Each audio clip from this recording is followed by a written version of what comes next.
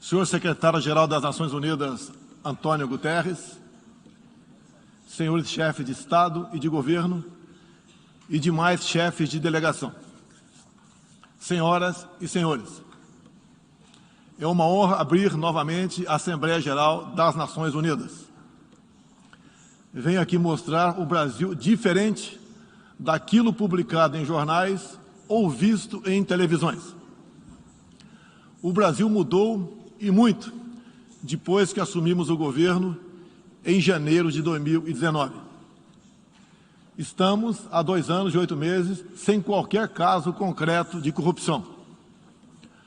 O Brasil tem um presidente que acredita em Deus, respeita a Constituição, valoriza a família e deve lealdade ao seu povo.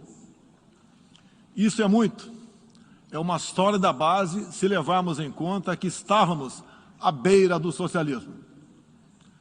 Nossas estatais davam prejuízos de bilhões de dólares no passado. Hoje são lucrativas. Nosso Banco de Desenvolvimento era usado para financiar obras em países comunistas, sem garantias. Quem honrava esses compromissos era o próprio povo brasileiro. Tudo isso mudou. Apresento agora um novo Brasil, com sua credibilidade já recuperada diante do mundo. O Brasil possui o maior programa de parceria de investimentos com a iniciativa privada de sua história. Programa que já é uma realidade e está em franca execução. Até aqui foram contratados 100 bilhões de dólares de novos investimentos e arrecadados 23 bilhões de dólares em outorgas. Na área de infraestrutura, leiloamos para a iniciativa privada 34 aeroportos e 29 terminais portuários. Já são mais de 6 bilhões de dólares em contratos privados para novas ferrovias. Introduzimos o sistema de autorizações ferroviárias, o que aproxima nosso modelo ao americano. Em poucos dias recebemos 14 requerimentos de autorizações para novas ferrovias, com quase 15 bilhões de dólares em investimentos privados. Em nosso governo, promovemos o ressurgimento do modal ferroviário. Como reflexo, menor consumo de combustíveis fósseis e redução do custo Brasil, em especial no barateamento de produção de alimentos. Grande avanço vem acontecendo na área do saneamento básico. O maior leilão da história do setor foi realizado em abril, com concessão ao setor privado do serviço de distribuição de água e esgoto no estado do Rio de Janeiro. Temos tudo o que o investidor procura: um grande mercado consumidor, excelentes serviços, tradição de respeito a contratos e confiança no nosso governo. Também anuncio que nos próximos dias realizaremos o leilão para a implementação da tecnologia 5G no Brasil. Nossa moderna e sustentável agricultura de baixo carbono alimenta mais de 1 bilhão de pessoas no mundo e utiliza apenas 8% do território nacional. Nenhum país do mundo possui uma legislação ambiental tão completa quanto a nossa. Nosso Código Florestal deve servir de exemplo para outros países. O Brasil é um país com dimensões continentais, com grandes desafios ambientais. São 8,5 milhões de quilômetros quadrados, dos quais 66%, 2/3, são vegetação nativa, a mesma desde o seu descobrimento em 1500. Somente no bioma amazônico, 84% da floresta está intacta, abrigando a maior biodiversidade do planeta. Lembro que a região amazônica equivale à área de toda a Europa Ocidental. Antecipamos de 2060 para 2050 o objetivo de alcançar a neutralidade climática. Os recursos humanos e financeiros destinados ao fortalecimento dos órgãos ambientais foram dobrados, com vistas a zerar o desmatamento ilegal.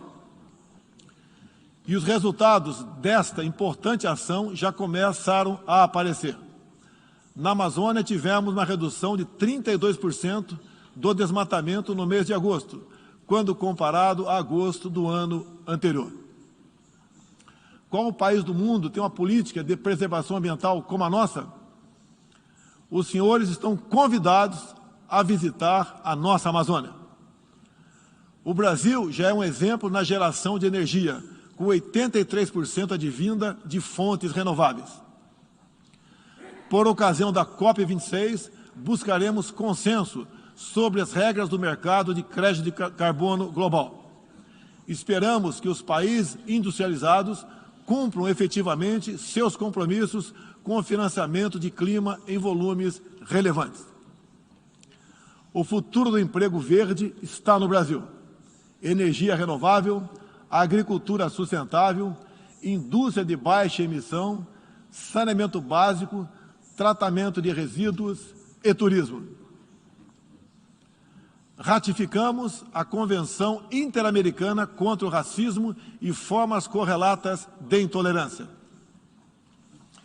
Temos a família tradicional como fundamento da civilização. E a liberdade do ser humano só se completa com a liberdade de culto e de expressão. 14% do território nacional, ou seja, mais de 110 milhões de hectares, uma área equivalente à Alemanha e França juntas, é destinada às reservas indígenas.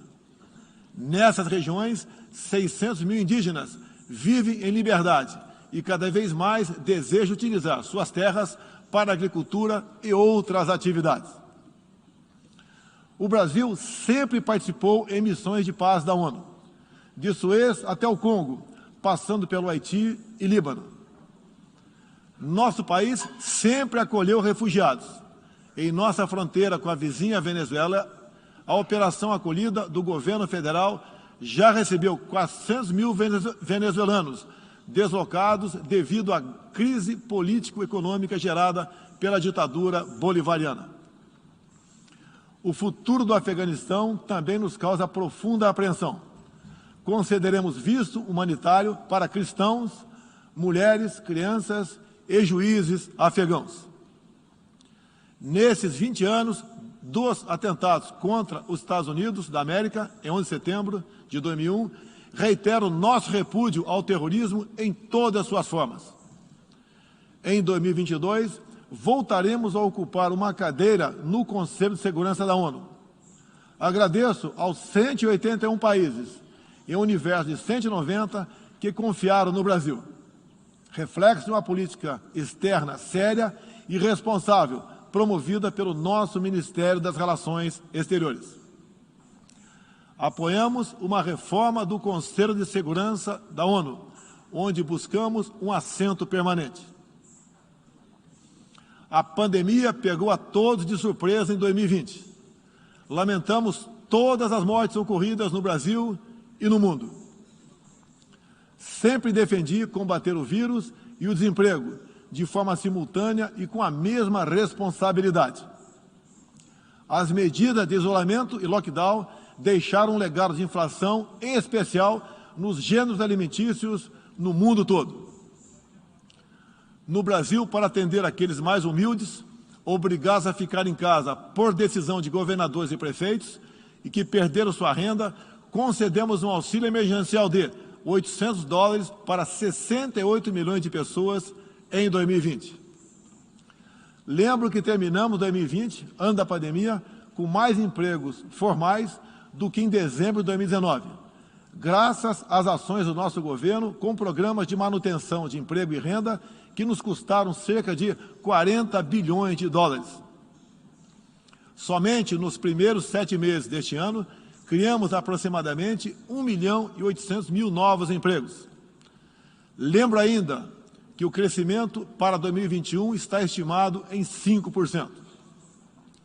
Até o momento, o governo federal distribuiu mais de 260 milhões de doses de vacinas e mais de 140 milhões de brasileiros já receberam, pelo menos, a primeira dose, o que representa quase 90% adulta. 80% da população indígena também já foi totalmente vacinada. Até novembro, todos que escolheram ser vacinados no Brasil serão atendidos. Apoiamos a vacinação. Contudo, o nosso governo tem se posicionado contrário ao passaporte sanitário ou a qualquer obrigação relacionada à vacina. Desde o início da pandemia, apoiamos a autonomia do médico na busca do tratamento precoce, seguindo recomendação do nosso Conselho Federal de Medicina. Eu mesmo fui um desses que fez tratamento inicial. Respeitamos a relação médico-paciente na decisão da medicação a ser utilizada e no seu uso off-label.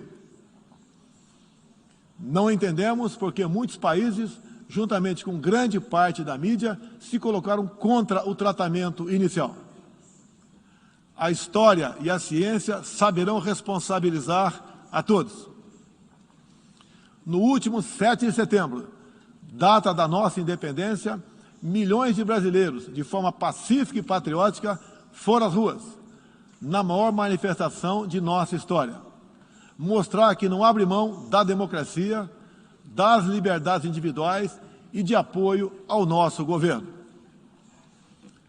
Como demonstrado, o Brasil vive novos tempos. Na economia, temos um dos melhores desempenhos entre os emergentes. Meu governo recuperou a credibilidade externa e hoje se apresenta como um dos melhores destinos para investimentos.